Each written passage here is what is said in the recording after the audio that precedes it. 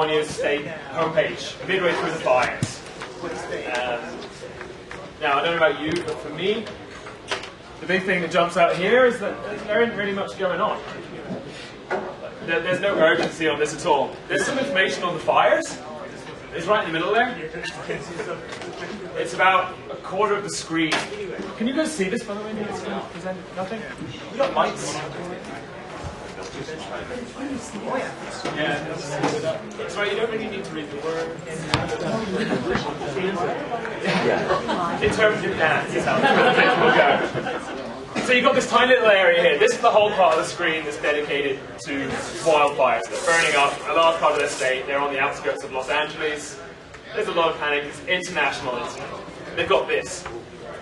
And not only do they have this little stuff, this isn't even information that's really that relevant. There's a couple of phone numbers on here, but it's not even to their own stuff. It's to FEMA's, which is a different level of government, and really had nothing to do with what they were doing.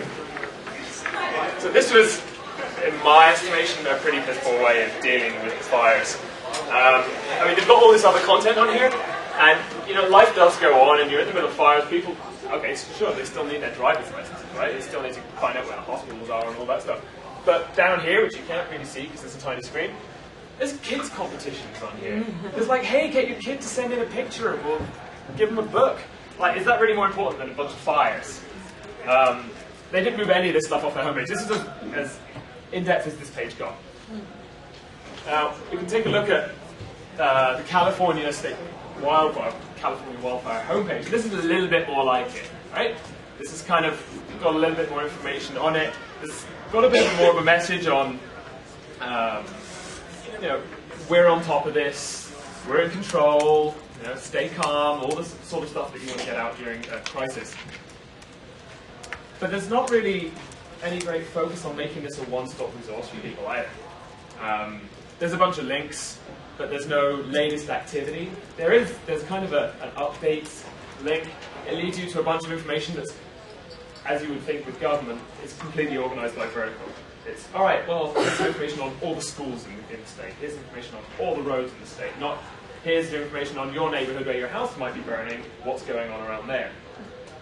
They have a cool little map, which is about the extent of their new media content.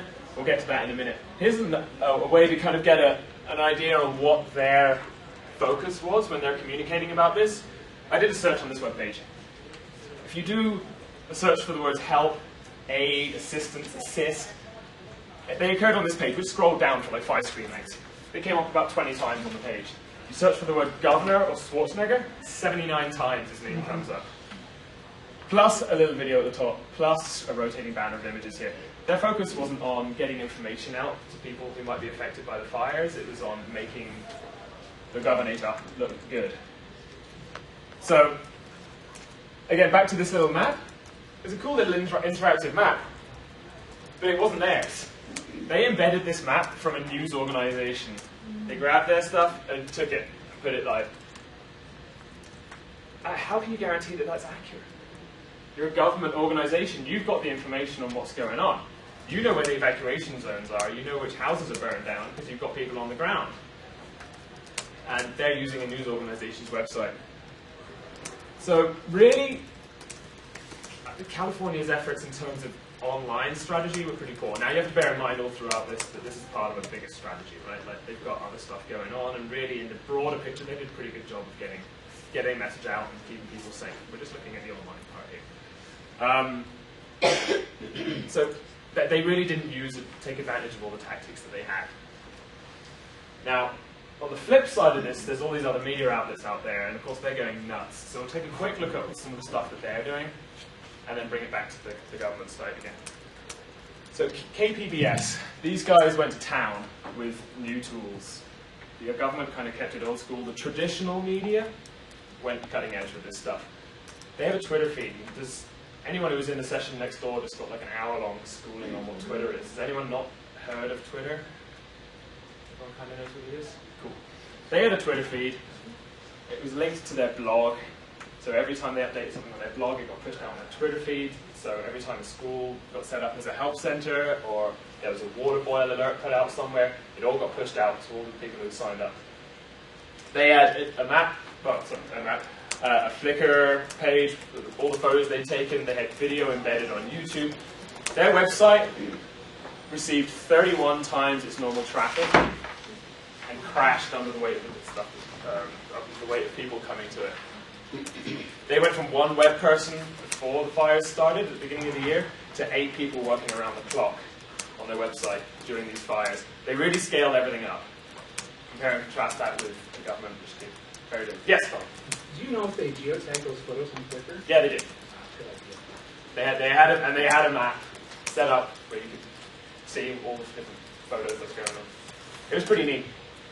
I was going to mention it later, but we'll mention it now. What actually happened on another set of fires, they had these fires in October, and then I think November there was a bunch of fires down in Malibu, and they had another set. And these guys took it to another level there, and I think it was LA Times as well. You could actually zoom into almost the street level and identify which house on there, and you see pictures of the houses that were burning. So you can find out if your house was alright or not. Was anybody putting the fire out? If only the media was putting the fire out. Yes. What's a geotag? I'm not sure what that is. When you take a picture, Colin can probably explain it better than me, and so he's probably going to interrupt me and tell me I'm wrong. But when you post a picture on Flickr, you can basically say where it's taken. To sort of simplify it, you can say, okay, I took this picture here, and then you can actually aggregate all those pictures and show them on a map. So like, okay, well, over here, here's a shot over this from this side of the valley where the fires are, here's a shot from over here, and you can kind of get a really good sense of what was going on with the fires. They did a bunch of stuff, like I said, with video. They used a bunch of just really neat tools. I noticed you were using a PBS station. Was there any comparison between that and an actual news station? Sorry, I work for CBS, so PBS, is... Well, there's going to be a couple other outlets we'll have a look at. Okay. A couple of them are slightly more local, and we're looking more at the online stuff, the TV side. Okay. But we've talked about the LA Times today. Okay. That's a little better. These guys, San Diego Union Tribune, these guys are like the poster child for California fires. I don't know if that's a good association or not. Back in a few years before this set of fires, there was another set of fires down there. And these guys just went to town on all the stuff they could do. They sent one guy out with a camera, and a video camera, got in to record a few videos, and the traffic went through the roof. So they sent out another camera, and another camera, and another camera. Eventually, all their reporters had video cameras. And they just became, from that last fire, everyone was getting all their information from them. So when this fire happened, everyone went to their website. They actually had a stripped down version. I didn't get a screenshot of it in time, but at one point, they were smart. They knew millions of people were going to their site. They pulled all the images off their site. So when the fires were at their worst, you go to this site and it was just text and links to other stuff that was outside. Because the benefit of doing stuff like posting images on Flickr and on YouTube and all this stuff is that they deal with the bandwidth. And your site's not going to crash because you've got photos hosted on Flickr. What else? They set up a blog. This blog got thousands upon thousands of comments. It was insane. Like you see posts on there with like 300 comments for a tiny little local newspaper that really just covers the San Diego area. They did video. They had another map. This map, 1.3 million impressions during the 2 weeks of the fire, and that's plus everywhere else that it was embedded. So huge traffic on that. They set up a radio show the second day of the fires. The second day, the actual radio, the internet radio. The second day, they got 25,000 people tune in for this show. So they got huge traffic, just pushing this stuff out through new technology, stuff that the government wasn't doing. And then, again, slightly more mainstream, or slightly larger outlet, the LA Times. They did the same thing. They had a Twitter feed, picture videos, same stuff. So, while we're talking about kind of all the cool stuff that people could do or didn't do and everything, we've kind of got to take a little step back and remember what's going on here, and remember a few big things. One of them being the context of, you can't, just because there's an emergency, you can't go, okay, we've got to do all this really cool stuff. You've got to remember that, this particular situation is geographically based, like there's a certain area where the fire is happening. It's not like a flu that's everywhere. It's confined, so you can deal with that with maps, and you can use appropriate tools for that. It was really time sensitive. I mean, these are fast-moving fires. I don't know if any of you guys saw some of the pictures. They were firefighters who were like getting stranded by a wall of flames around them, and you can pretty much see it in real time. Like cameras there watching these people get surrounded by flames, putting on these foil suits so they didn't get crisped. Really time sensitive, so they're pushing out this information incredibly fast. Your roles. In this particular case, they're not the only players in this. There's one level of government, there's also FEMA, and there's also the local government there too. And you also you have to think of their role in terms of how appropriate is it for you to do some of this stuff. Okay, so we looked at the media outlets, and they were doing all this stuff, posting up pictures, and so you can see the stuff. Is that the government's place? Should the government be doing the bling when their job is to tell people life-changing information, critical information? Should they be using tools like wikis or collaborative stuff when someone could post something up there that's wrong and that costs lives? So you have to bear some of that stuff in mind too when you're thinking about this stuff. And again, it's the last part, it's all-encompassing, is strategy. In this case, these guys were trying to pursue a high-profile, proactive strategy to get this information out to people. In other situations, maybe you're not doing that. The government was trying this strategy, and they didn't really follow through with that online. They were very passive and kind of, yeah, we'll stick a couple of links up there, and we'll make you dig for some information. So, just a couple of things to remember. So, I've kind of whizzed through some stuff that other people did, and looked at some of their tools, and I just want to take you back to this page for a second, and just throw a question out to you guys on what these guys could do to actually improve the way that they use this page. Anyone got any thoughts? Sure. Varying the sizes of things so that everything doesn't look, if everything looks equally important there. And if they change the size and the size of the fonts, your eyes would be drawn to what is the most critical at that particular moment. Absolutely. So throw out that page and put up a disaster page completely. It's just focused on the disaster. Forget all the other stuff. I think you could definitely shrink down I'm not sure about eliminating, because the bottom line is, I guess life does go on for the people in the other 75% of the state. But you're absolutely right. Depends on the disaster. You can shrink it to a minimum, right? Yeah, I'd like to add to this lady's comment. They probably have a disaster planning committee, and they have a timeline, and they have deliverables, and they have a budget. They should actually integrate their actual message with their platforms. They probably, I know that there was a disaster in it, but there was people responsible for that task. Right, this stuff isn't a surprise, right? This is not a surprise. So these things, they're waiting for this opportunity to shine. So they fell down on the job. And it's not like it's, oh, wow, there's a fire. That doesn't happen here. This happens regularly down there. Michelle? I like what Sheridan College did recently during their, they had a bit of a scare, Virginia Tech type scare. There were rumors of a gunman on campus. And if you went on to the Sheridan College website, they had a kind of semi-transparent, almost black screen with a very prominent message about the crisis. So you could still see the website underneath. You knew you were on the right website, but the most predominant message was there. And I guess, like you say, if life goes on in the other parts of the state, you could have perhaps a link if you're interested in crisis communication, click here. If you're interested in just day-to-day business, click here, and then you go back to a regular website. Sure. Yes, good. You mentioned a couple of the stories you told about the site got so popular it crashed. And I think a key thing to this kind of site is ahead of time try and figure out what is the worst case scenario in terms of usage and hits, and try and scale your infrastructure, whether it's in-house or third party. According to, remember, like the morning of 9/11, so the internet was down. The tubes were very full that morning, and a lot of the main sites were down for at least an hour or two before they could even get some kind of plain Jane. There are two interesting things actually to speak to that two of the media outlets did. The LA Times went and doubled its number of servers for its website. They just went out and bought a bunch of new boxes and back to balance the load that they knew they were going to get.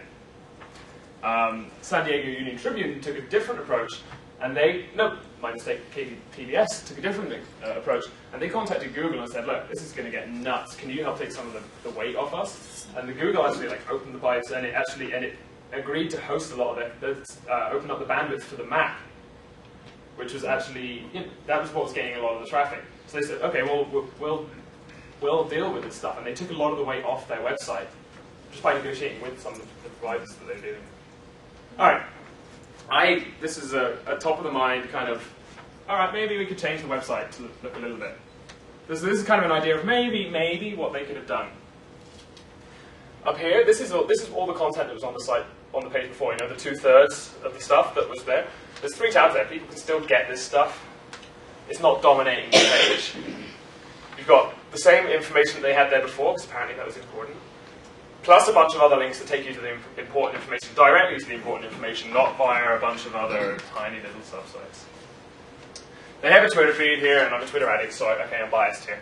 But if you're in a time-sensitive situation, people aren't sat at home, glued to their computers, trying to get the latest updates from your website. They're out in a Qualcomm stadium somewhere with 10,000 other people wondering what the hell's happened to their house, but they have their cell phones with them.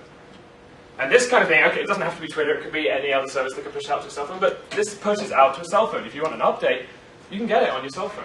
You can get it on your BlackBerry. So, again, that would be linked into a blog, so you've still got this, you've got a real-time, easy way of updating people and pushing the information out to them. It's all about getting them off your site and reaching them where you can reach them. And then you've got a map, and not someone else's map. Do your own map. KPBS had this really cool map, got loads and loads of traffic. They asked the government for the evacuation zones. Can you tell us where all this stuff is? People might want this to be accurate. The government wouldn't tell them. They wouldn't tell them where the evacuation zones were for their website. Some little control freak somewhere wouldn't let the information out. And I mean, the basic things like these, like I said, these things aren't. This isn't a surprise. No one's caught unaware by a fire. Why are they structuring all their information in the past by verticals when they could take the opportunity over the last 3 years to prepare and get everything sorted out? So you live in this district. Well, here's what's happening with your school. Here's the situation with the hospital. Is it open? Are you being evacuated somewhere else? All that stuff could be prepared in advance. And the blog. Blogs aren't a kind of one-step silver bullet solution to everything.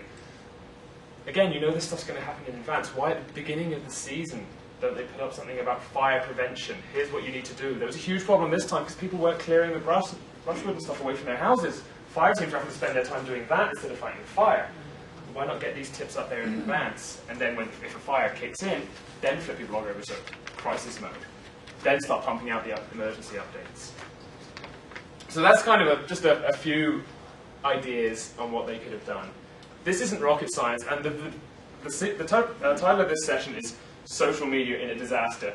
But I'm not talking about these tools being used in a social, let's chat and have a conversation way. This is using social media tools to push information out to people and reach them where you need to. So there's a kind of different context to what we're talking about next door, or in a lot of the other sessions, where it's how do you create community. This is a different application for some of these tools. Now, Twitter is, which takes up a large part of this page, is notoriously unreliable. There is a whole bunch of new stuff that's come out recently. Colin, you probably know about the Prolog theme for WordPress. It does a lot of the same stuff as WordPress, as Twitter. It's a lot more stable. Twitter is notorious for going down at bad times, which makes it a little unreliable from this stuff. All right, so that's kind of a summary of what happened with California, what the media did, what the government did and didn't do. All the links are up on the Delicious feed, so all my sources and all the stats that I spouted that you're probably thinking of crap, they're all up on Delicious, so you can check them out. There's a whole bunch more information that I couldn't fit into this slide deck as well. The presentation is posted up on SlideShare. If you want to grab that, dissect it, use it yourself, go nuts. My information's at the bottom. That's all the stuff that I've prepared for this. But we can keep talking. We've got a little bit more time, I think. If anyone has any more questions about any of this stuff, we can run back through any of it. Any other suggestions for perhaps an improvement on my perspective on what they could have done? Do you have other examples of crisis management that you've seen, other than the California example? The California ones are the only ones I've researched in depth, presenting. in the last year, I mean, you can probably go back and look at Katrina and look at all the stuff that was going on with that. About something like that, the recent Queen Street fire, there was nothing about from the TCC about which buses or streetcars were shutting down and whatnot. So a lot of people were stranded out in Queen Street West, not knowing what happened. And then there were just a bunch of fire trucks moving back and forth, going, where's the fire, where's the fire? And I was waiting in the bus getting to work, and good thing I caught a different streetcar, but I could have gotten stranded out there. Michelle? Getting back to Virginia Tech examples, one I looked at when it happened. I'm in PR, so crisis management is something I'm interested in. And one of the recommendations that came out of that was that we're talking about a university campus. We know that Facebook is prevalent on university college campuses, and Facebook can be used very effectively in crisis communication because you're not always in front of your computer, obviously, but you know that students spend a lot of time in their Facebook accounts, but there's also Facebook Mobile, so you'll get updates that way. So it's something that can be looked at. You know what was really cool with the Sheridan? Was it Sheridan Scare? Yeah, Sheridan. They after Virginia and everything that happened down there was a lot of talk about why wasn't there some kind of warning system, why the students out walking about after the first set of shootings, what happened there.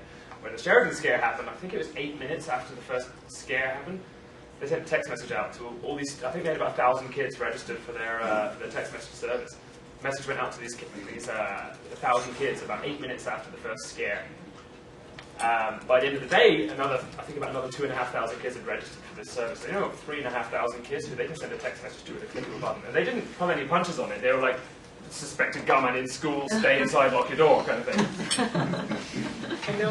I know recently, this week, Northern Illinois University, the shooting that happened there, I know within the first 5 minutes they had a text message out to all students.